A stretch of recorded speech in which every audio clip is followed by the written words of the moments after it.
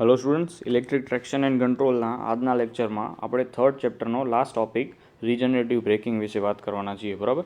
હવે આપણે already પ્લગિંગ breaking જોયું, રિયોસ્ટેટિક બ્રેકિંગ જોયું. હવે રીજનરેટિવ બ્રેકિંગની વાત કરવાના છીએ. આપણે એમ કહી શકીએ કે ઇલેક્ટ્રિકલ બ્રેકિંગમાં સૌથી ઇમ્પોર્ટન્ટ અને સૌથી ફેવરેબલ આપણે કહીએ કે જે આપણા માટે ફાયદાકારક હોય એવો બ્રેકિંગનો ટાઈપ હોય તો એને આપણે શું કહીએ? Regenerative braking. બરાબર છે. હવે જ્યારે આપણે રીજનરેટિવ બ્રેકિંગ છે એને ડીસી મોટરને આપીએ છીએ. બરાબર. જ્યારે ડીસી મોટરને લાગુ કરવામાં આવે છે તો શું થાય છે? તો આપણી જે મોટર છે એ એઝ એ જનરેટર કામ કરે છે. બરાબર. કેનો તરીકે? જનરેટર. અને જે આપણું જનરેટર છે તો આપણને ખબર જ છે કે જનરેટર મિકેનિકલ ઇનપુટ લેશે અને ઇલેક્ટ્રિકલ આઉટપુટ આપશે.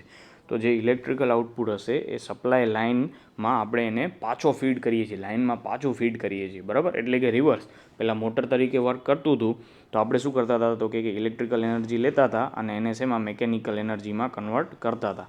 પણ જેવી આપણે રીજનરેટિવ બ્રેક્સ એપ્લાય કરી તો હવે આપણો મોટર છે એ જનરેટર તરીકે વર્ક કરશે, એટલે મિકેનિકલ ઇનપુટ લેશે અને શું આઉટપુટ આપશે? ઇલેક્ટ્રિકલ આઉટપુટ આપશે. બરાબર. તો આ રીતે વર્ક કરે છે આપણું રીજનરેટિવ બ્રેકિંગ. પણ રીજનરેટિવ બ્રેકિંગ વખતે એક વસ્તુ ધ્યાનમાં એ રાખવાની છે કે આપણું જે એક્સાઇટેશન છે ફિલ્ડનું એની કિંમત એટલી રાખવાની છે કે જેથી કરીને જે આપણું ઈએમએફ પ્રોડ્યુસ થાય છે, એટલે કે ઉત્પન્ન થાય છે, બરાબર, એ શું છે? તો કે લાઇનમાં પાછું મોકલવાનું છે તો આપણા સપ્લાય વોલ્ટેજ કરતાં એની વેલ્યુ કેવી? વધારે હોવી જોઈએ. બરાબર. હવે શું થાય? તો કે આપણને રીજનરેટિવ બ્રેકિંગમાં મોટર આપણે જનરેટર તરીકે વર્ક કરે છે તો આપણે મિકેનિકલ ઇનપુટ ક્યાંથી આવશે? તો આપણી ટ્રેન છે એ ઓલરેડી સ્પીડમાં, એટલે કે મોશનમાં તો છે જ, ગતિ તો કરે જ છે, તેની અંદર કાઇનેટિક એનર્જી હશે. બરાબર. તો એ જ કાઇનેટિક એનર્જીને આપણે શેમાં ફેરવવાની છે? તો કે ઇલેક્ટ્રિકલ એનર્જીમાં કન્વર્ટ કરવાની છે. અને એ જે ઇલેક્ટ્રિકલ એનર્જી જનરેટ થશે એને આપણે લાઇનમાં પાછી ફીડ કરી દઈશું. બરાબર.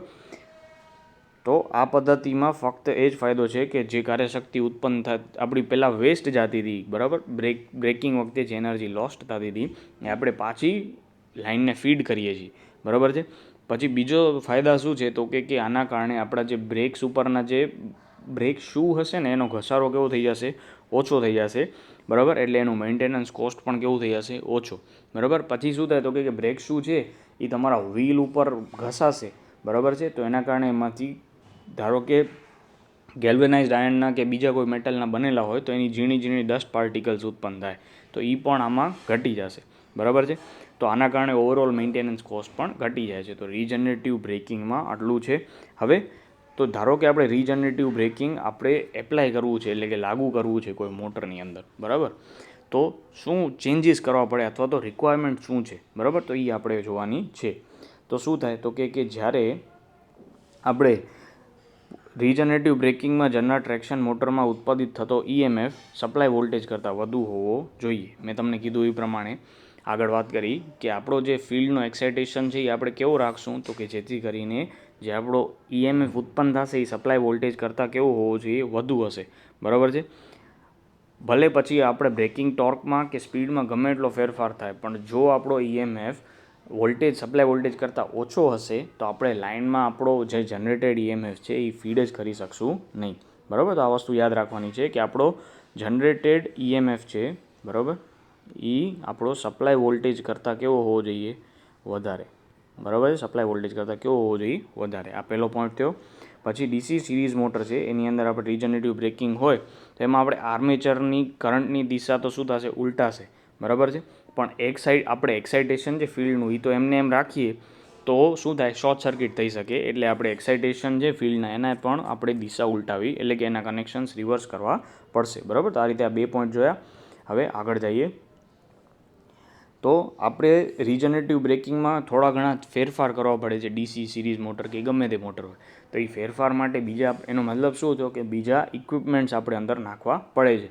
તો એ ઇક્વિપમેન્ટ્સની સ્પીડ ટોર્ક કેરેક્ટરિસ્ટિક્સ છે એ કેવી હોવી જોઈએ? તો જેથી કરીને આપણી મેકેનિકલ સ્ટેબિલિટી જળવાઈ રહે.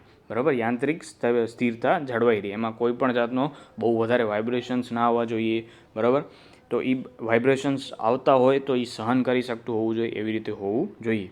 પછી જે આપણે ઇક્વિપમેન્ટ્સ વાપરીએ છીએ એની ઇલેક્ટ્રિકલ કેરેક્ટરિસ્ટિક્સ પણ એવી હોવી જોઈએ કે જેથી કરીને શું કહેવાય, આપણી મેકેનિકલ સ્ટેબિલિટી આગળ જેમ સચવાતી રહેતી હતી સ્ટેબલ, એમ ઇલેક્ટ્રિકલ સ્ટેબિલિટી પણ જળવાઈ રહે. આ રીતે 2 પોઈન્ટ થયા, એક મેકેનિકલ સ્ટેબિલિટી અને ઇલેક્ટ્રિકલ સ્ટેબિલિટી. બરાબર. હવે સપ્લાય પદ્ધતિ એટલે કે આપણી જે સિસ્ટમ છે કે જેની અંદર શું કરીએ છીએ, સબસ્ટેશન, ફીડર. બરાબર. એમાં શું થાય તો કે આપણે આની અંદર આપણો જે જનરેટેડ EMF છે એને આપણે લાઇનમાં પાછો ફીડ કરવાનો છે. બરાબર. તો શું થાય તો કે કાર્યશક્તિ છે એ વહેણ પ્રાઇમરી બાજુ સુધી પહોંચે, એટલે કે આપણો જે ફીડ કરેલો પાવર છે એ એટલીસ્ટ જનરેટિંગ સ્ટેશન સુધી અથવા તો સબસ્ટેશન સુધી પહોંચવો જોઈએ. બરાબર. પછી શું છે તો કે જ્યારે આપણે રીજનરેટિવ બ્રેકિંગ એપ્લાય કરીએ છીએ ત્યારે દર કલાકે એટલે કે 16 km/h નીચેની ગતિ સુધી જ લાગુ કરી શકાય છે. બરાબર. રીજનરેટિવ બ્રેકિંગ નહીંતર પછી આપણા માટે એડવાઇસેબલ નથી. પછી ત્યારબાદ જ્યારે સ્પીડ છે એ 6.5 km સુધી આવી જાય, બરાબર, પર અવર, તો આપણે શું એપ્લાય કરશું હવે, રિયોસ્ટેટિક બ્રેકિંગ. અને પછી એનાથી પણ સ્પીડ ઘટીને આપણે ટ્રેનને નિશ્ચિત જગ્યાએ ઊભી રાખવી હોય તો મેકેનિકલ બ્રેક્સ એપ્લાય કરવા પડે છે. એટલે કે યાંત્રિક બ્રેક લગાવીને ટ્રેનને ચાલતી બંધ કરવામાં આવે છે. બરાબર. તો આ રીતે આપણે રિક્વાયરમેન્ટ જોઈ. હવે આપણે શું જોવાનું છે તો કે રીજનરેટિવ બ્રેકિંગ છે એના ફાયદા અને ગેરફાયદા. બરાબર. એક્ઝામમાં મોસ્ટલી તમને રીજનરેટિવ બ્રેકિંગના ફાયદા અને ગેરફાયદા પૂછાય છે. બરાબર. તો આપણે એક પોઈન્ટ ધીમે ધીમે જોતા જઈએ. હવે આ પ્રકારની ઇલેક્ટ્રિક બ્રેકિંગમાં વિદ્યુત કાર્યશક્તિનો વપરાશમાં બચત થાય છે, એટલે કે આપણે એનર્જી સેવ કરીએ છીએ. જનરલી આપણે રિયોસ્ટેટિક બ્રેકિંગમાં શું જોયું હતું તો કે જે એનર્જી છે ઉત્પન્ન થતી હોય બ્રેકિંગ વખતે, જે હોય કાઇનેટિક એનર્જી, એ હીટમાં વેસ્ટ જાય છે, જે આ કેસમાં એવું થતું નથી. પછી બ્રેક શું છે એમાં ઘસારો શું થાય છે, ઘટી જાય છે. બરાબર. પછી ડ્રાઇવિંગ વ્હીલ પર થતો ઘટાડો પણ શું થાય છે, ઘટી જાય છે. તો આપણો મેન્ટેનન્સ કોસ્ટ ઓટોમેટિકલી શું થઈ જશે, ઓછો થઈ જશે. બરાબર. પછી શું થાય તો આગળ મેં વાત કરી હતી એ પ્રમાણે કે રીજનરેટિવ બ્રેકિંગ છે એની અંદર જે આપણા લોખંડના પૈડા છે એના ઉપર શું થશે, બ્રેક શૂ લાગેલા હોય. જેવો બ્રેક મારો એટલે બ્રેક શૂ શું થશે, વ્હીલ સાથે ઘસાશે. બરાબર. અને ઘસાશે તો એમાંથી શું થાય તો કે જે આપણા વ્હીલના અને બ્રેક શૂના જે થોડા રચકણ હશે એ ઉત્પન્ન થશે. બરાબર. પણ હવે આ કેસમાં એવું તો આના ઉપરનું આખું ફ્રિક્શન કેવું થાય છે, ઘટી જાય છે. એટલે આપણો શું થશે, એનો કોસ્ટ પણ ઘટી જશે. પછી બેરિંગ છે, એટલે કે બેરિંગ આપણા વ્હીલના જે બેરિંગ છે એની લાઈફ પણ શું થશે, વધી જાય છે. બરાબર છે.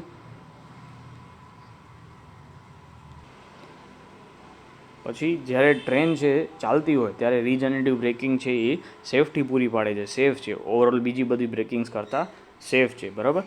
પછી ટ્રેન જ્યારે ઉપરના એટલે કે આવો સ્લોપ હોય અને અપગ્રેડિયન્ટમાં જતી હોય ત્યારે એની સ્પીડને કોન્સ્ટન્ટ મેન્ટેન કરવા માટે પણ આપણે આનો યુઝ કરી શકીએ છીએ. બરાબર.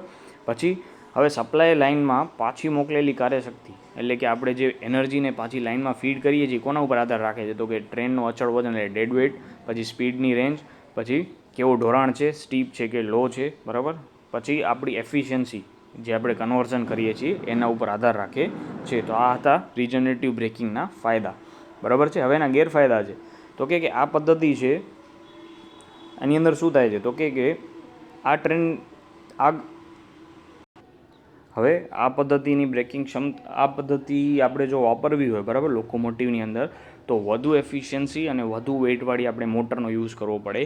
હવે આપણે ઓટોમેટિકલી ખ્યાલ આવે કે જો આપણે વધારે વેઇટવાળી મોટરનો યુઝ કરીએ છીએ, બરાબર, તો ઓટોમેટિકલી આપણી ટ્રેનનું ઓવરઓલ વેઇટ છે એ પણ કેવું થશે, વધી જશે. બરાબર છે. તો આપણે વધારે વેઇટવાળી ટ્રેન હોય, બરાબર છે, આપણું સપોઝ કે ટ્રેનનું વેઇટ વધી જશે તો એને આપણે પ્રોપેલ કરવા માટે ટ્રેક્ટિવ ફોર્સ પણ કેવો જોશે, વધારે જોશે. બરાબર છે. અને એના માટે શું થશે, ખર્ચ વધી જશે. પછી ટ્રેનની ગતિ છે એ 7 km/h સુધી જ આપણે ઘટાડી શકીએ છીએ. પછી મેકેનિકલ બ્રેક્સ એપ્લાય કરવા જ પડે છે. બરાબર. એટલે શું થાય તો કે એક સ્પેસિફિક પોઈન્ટ કે અમુક અંતર પછી જ આપણી ટ્રેન સ્થિર થશે, એટલે કે ગતિ બંધ કરશે.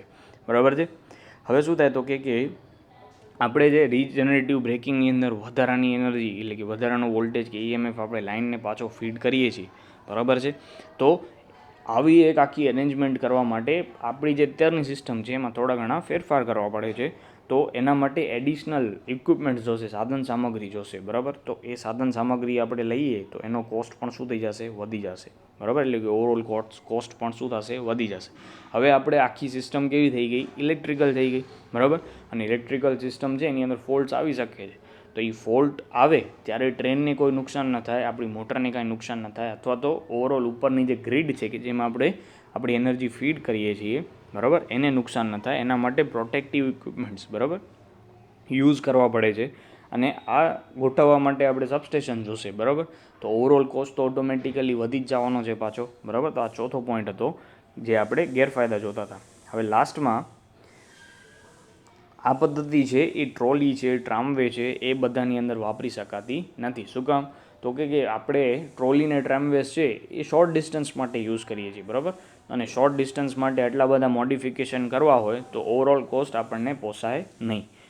પછી આ રિજનરેટિવ બ્રેકિંગ મોસ્ટલી ક્યાં વપરાય? તો કે જ્યાં ડુંગરાળ પ્રદેશ હોય ત્યાં જ, બરાબર. શું કામ? તો કે ત્યાં સ્લોપ આવશે, બરાબર, તો ઓટોમેટિકલી કાઇનેટિક એનર્જી નીચે આવશે ત્યારે વધશે, બરાબર. અને એ જ કાઇનેટિક એનર્જીનો આપણે યુઝ કરી અને લાઇનમાં વોલ્ટેજ ફીડ કરી શકીએ છીએ. જ્યારે નોર્મલ પાથ ઉપર એટલું બધું આપણને કાઇનેટિક એનર્જી મળશે નહીં. જ્યારે પણ ડુંગરાળ પ્રદેશમાં આપણે ડાઉન ગ્રેડિયન્ટ એટલે કે એવી રીતે નીચે આવતા હોઈએ ત્યારે આપણને કાઇનેટિક એનર્જી ખાસા એવા પ્રમાણમાં મળશે અને આપણે એને શું કરી શકશું? કન્વર્ટ કરી શકશું, બરાબર.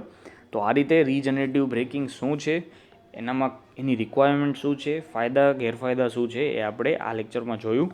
હવે લાસ્ટમાં શું છે તો કે ડીસી સિરીઝ મોટરને આપણે રિજનરેટિવ બ્રેકિંગ કઈ રીતે એપ્લાય કરી શકાય છે જોવાનું છે, બરાબર. એટલે આ રીતે આપણું થર્ડ ચેપ્ટર કમ્પ્લીટ થશે, બરાબર.